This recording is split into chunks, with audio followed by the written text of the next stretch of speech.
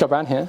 In today's exciting episode, we're going to hang a door. And for some reason, that's the last thing you learn in your apprenticeship. It was the case for me anyway. In this episode, we're going to show you how to build the door frame, what to do with the door leaf and what to look for, how to chisel in the hinges on both the door and the frame, and how to install it in the opening. And while we're doing all of this, we're also going to be teaching Jess.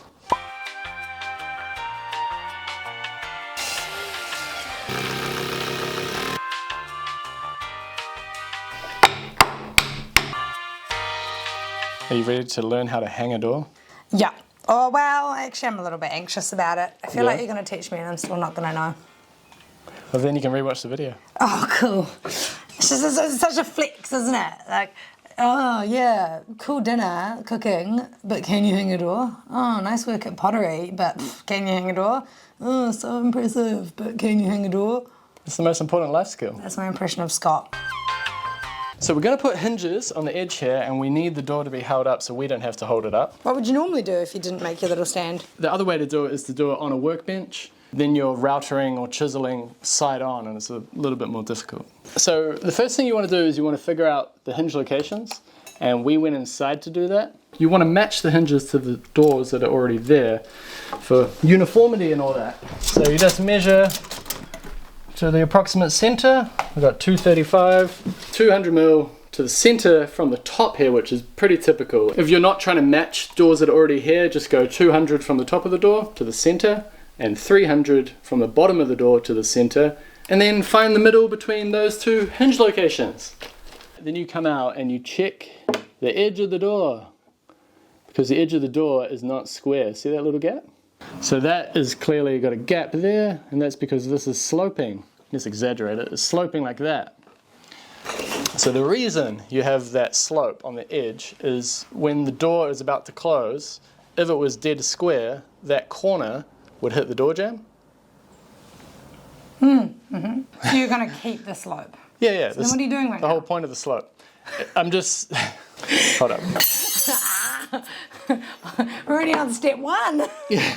So all you need to know right now is that the wider side of the door goes on the hinge side. So that's on a slope, exaggerated that way, and the other side, the bottom, is on a slope as well, so they're kind of going like that. Like a V. Like a V. All you need to know is that the barrel of the hinge goes on the widest side of the door. Oh, now I understand. Because when you said hinge, just the whole thing. Yeah. And I was like, what do you mean? It covers the whole side. You meant the big round Yeah. bit. So that's when you say the hinge, you're talking about this. The barrel. Not these. Yeah. What are okay. No, the whole thing is the hinge. Okay, this seems important. The round bit's called the barrel. Yes. What are the flat bits? See, I should know that. I don't know. I want to say hinge flat. So from the top of the door, we've established the hinge side, the barrel side. So that eventually it's going to be like that. 20 centimeters. Right there? Yep. And do a little flick so we know that that's our mark. Like that?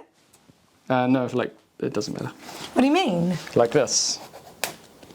Like that. And then you know it's the mark that you're looking for. 235. So you mean 203.5 centimeters, is that right? Yeah. Okay. So and then what do I do? Like a tick? Yeah, like that. Done. I don't see how that's any different to what I did. Well, now you know for sure that that is your mark. It doesn't matter. This is going to take forever. Well, yeah, if you ask a question on every single step. Isn't that how you learn? All right. Okay, so can you hold this ruler on your mark? Now, you should know where your mark is because you made such a big deal about it. Look at this very Clearly intentional mark here that I found. You happy there? Sure. And then whatever that distance is, you halve it, and that is the center of the middle hinge. And how do you figure that out again? We measured from center to center and halved it. Oh, okay.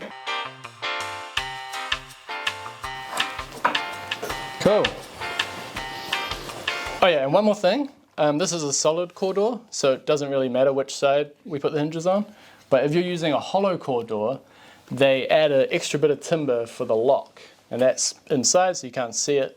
And you just got to make sure that wherever you put the hinges, it's not on the lock side. It's on the other side. You mean like the whole strip down here is thicker? Yeah. So, I see. Okay. Yeah. That's smart. Yeah. But we got solid core. Solid core. Is that for thermal performance or acoustic performance, or a bit of both? Bit of both. Yeah. And is it also just because you are just a bit fancy? Yeah. Yeah. Yeah. Yeah. There are many ways to do this next step. You've marked your hinge, you can put your hinge there and you can trace around the hinge. That gives you your location. Then you can chisel it, then you can router it. There's different things that you can do. But what I'm going to do is I'm going to use this fancy hinge jig that my friend Kenny made. It's upside down. Oh. Scott Brown Carpentry branded. Kenny made it so it matched my van. Unfortunately, I don't think this is for sale. I'll put a link below if it is. You can get hinge jigs. You can Google hinge jigs, and if you hang doors more than once, if you do them fairly regularly, I would highly recommend getting a jig because it's a lot quicker than chiseling.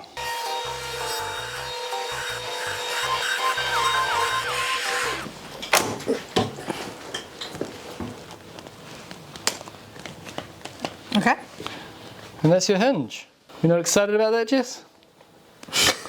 Zero. Oh my gosh! Zero reaction. So this little wheel here is the thing that goes around the hinge jig. Tools terrify me. I know that sounds a bit lame, but if you've never used a power tool before, it's quite intimidating because you can really hurt yourself. That's true. Yeah. Well, in this case, you just need to remember to start it away from the timber and then ease it into the timber. So I'm not applying any pressure or anything like that. No, I'm letting... the only pressure you're doing is keeping the router flat on the jig.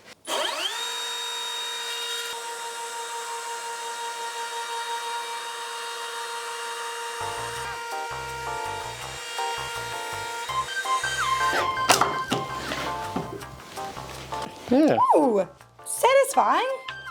And now you react. Well, because I did it.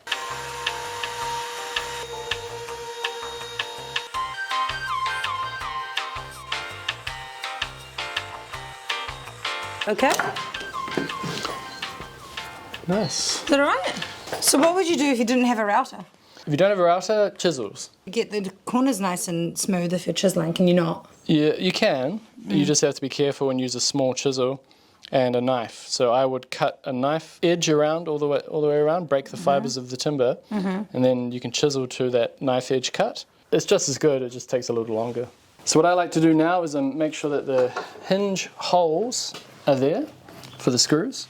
One way to do it is to get a centering drill bit like this. It has a little drill bit that comes through, and then that black part there centers itself on the holes of the hinge.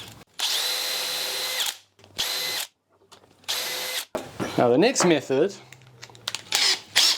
this little drill bit, and my mate Kenny also added this to his little collection that he sent me. So you just push that in your routed.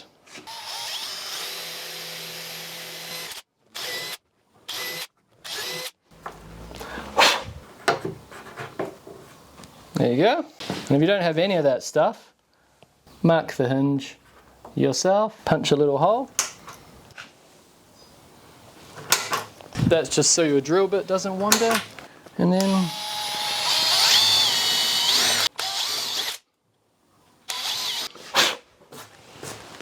just like that. This is really handy. Yeah, it's awesome. I see why you like your little tool bits and whatnot. Usually I just think it's junk, no offence, Kenny. I don't know what I'm talking about. But that's handy. I didn't realise that there was so much prep involved in this. There you go. Here I thought you just whacked it in there, bang, bang, done. This one that you freehand is the messiest too. Look at the little bits. Yeah. Whereas the one with the jig is definitely the tidiest. That's so handy. This is the exciting moment where we figure out if the floor is level. All right, so I've just drawn an arbitrary level line across there. It doesn't have to be in a particular location. But what that does is it lets me check the level of the floor without crouching down on the floor. 172. 1702. 169.9. Yeah, so I'd go 1699. All right, so 1699. So we've got a difference of 3 millimeters. Yeah. What is a door jamb? All right, so this is the door leaf. What, the whole door? Yeah, like just the door by itself is a door leaf. Yep. And the frame is the completed frame. You know, the thing that goes all the way around it. Yep. And we call each piece the jamb. Oh, so the jamb is the individual pieces of the frame. Yeah, the door frame is made up of the jambs and the header, just to add another word. These door jambs are extra long, we've got to cut them to size, and we know the size of the door leaf. 1980. You always have a 3mm gap at the top of your door. Yep. So we'll add 3mm to that, 1983. And then the gap underneath the door. In our case, we've got hardwood flooring, and that's what we measure down to. So 1980 plus 3 for the top. And what did I say for the bottom? 6mm. Yep. So let's just add 9 to 1980. 1989. Good year. Fine vintage. Jess was born in 1989. And the Berlin Wall came down as well. Yeah, which one was more consequential? Equally important, really, you know.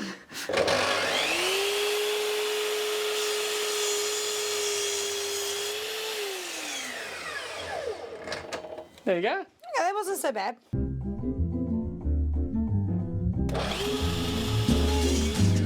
All right, so the latch side was 3mm longer than 1989. So what's that, 1992? So that should be 3mm. And then that should be 6mm, if we did it right. Beautiful.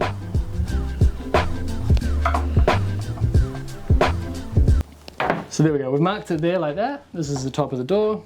And then if you can imagine the jamb is going to be like this relative to the door.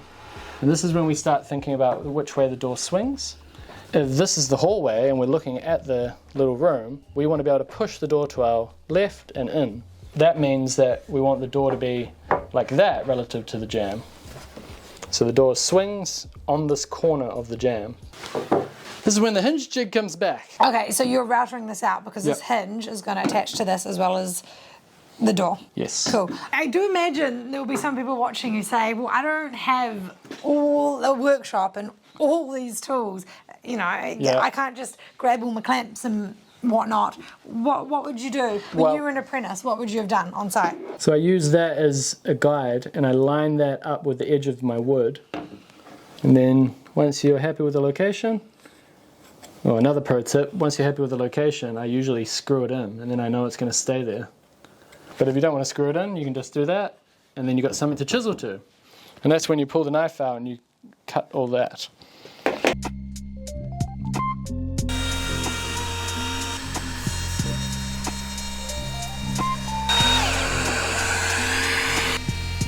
You do this?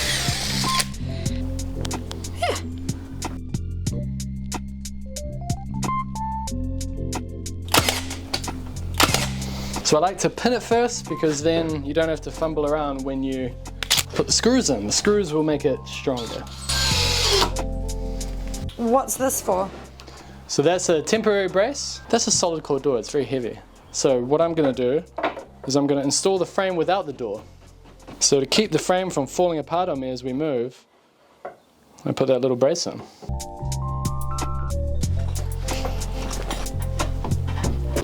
Wow.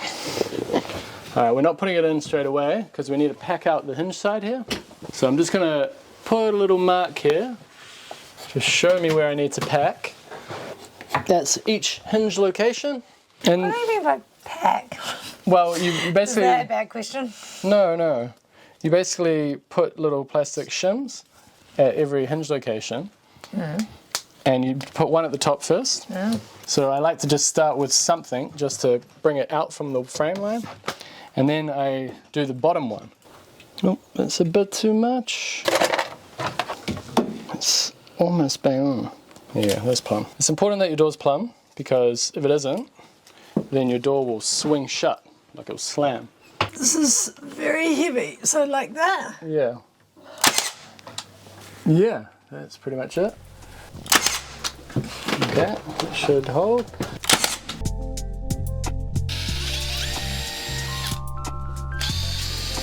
And then one here, because there'll be a door stop, so we won't see that screw hole.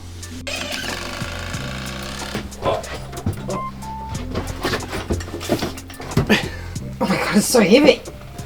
Okay, there we go. Let it straighten up and just keep it parallel with the frame as I lift it. I think we're too high. Tiny bit lower. More. I'm trying to slot it into the space, right? Yeah. There you go.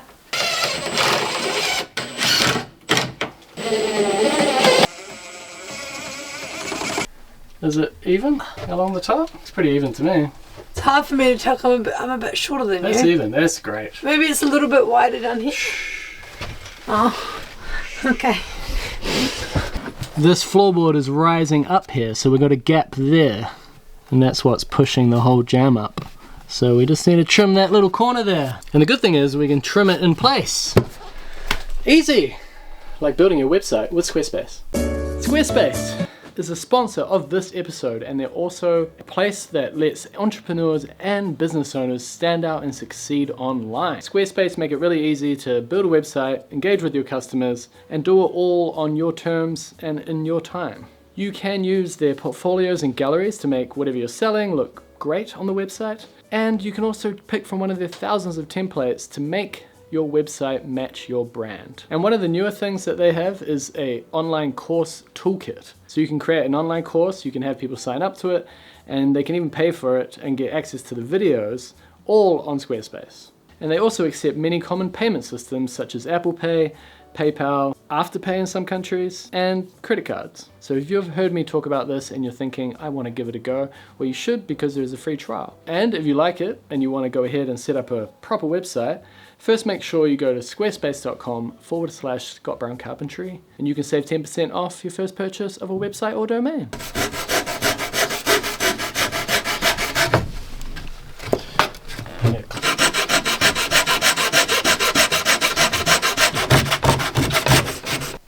This is actually hard. Nothing a good painter can't fix. Alright, we've got the gap. Pack this side using the door as a guide. And then like the other side, we put screws where the door stop. We'll cover them.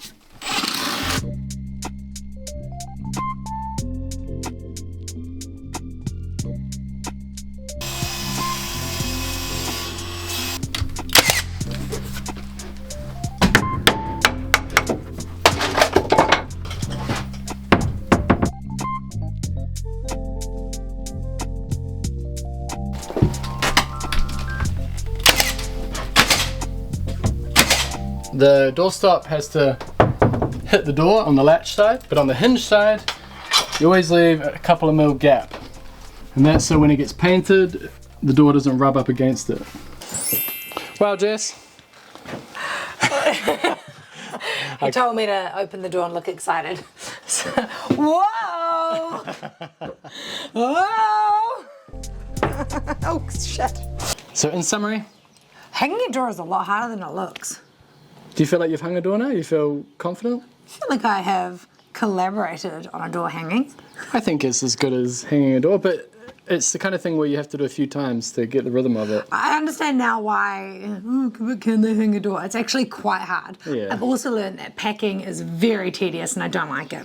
Yeah, I did not subject you to that. I time-lapsed that packing of the latch side. Yeah. Just takes so long. So, in summary, packing sucks and hanging a door is actually quite hard. Now, there are easy ways. You can buy pre-hung doors. What? Are you kidding me? People always ask, where does Jess get her garden suit from? This is the place. So how long have you been making them, Tracy? Since lockdown? Oh yeah? It's a couple of years? Nice. Well, you're doing a great job. Tracy, I love it. Oh, that's great. Oh, you said it too.